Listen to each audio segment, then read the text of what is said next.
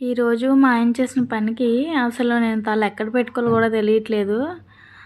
ఈ కళాయి మొత్తం ఇలా చేస్తారు. ఇందులో ఏం వండారో, ఏం వండడానికి ట్రై చేసారో కూడా తెలీదు.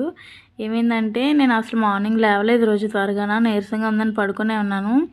ఆయనే లేచి ఇంకా ప్రిపేర్ చేస్తున్నారు. ఏంటంటే దోస పిండితో ఇడ్లీ వేశారు. ఆ ఇడ్లీ ఎవరైనా తినలేదనుకోండి పక్కన పెట్టేసాము. టేస్ట్ ఏం బాగాలేదు దోస పిండితోని.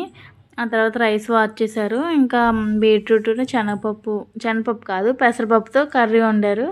ఇంకా ఇది ఏ చట్నీయో తెలీదు. పల్లియో ఇది ఏ చట్నీ తెలియదు కాబట్టి నేనైతే తినలేదు. ఆ తర్వాత మా ఆయన పెసరపప్పున బీట్రూట్ కర్రీ వండారు. కాకపోతే ఏంటంటే ఆయన అందులో టమాటా వేసి చేశారు. నేను టమాటా వేయకుండా చేస్తాను అంతే. ఏంటో ఈరోజు ఇలా అయిపోయింది. కాకపోతే మా ఆయన ఇవన్నీ చేశారు. ఆ కళాయి ఎలా తోమలు ఏంటో అదే నాకు బెంగగా ఉంది. ఇది ఈరోజు మేము చేసిన పని.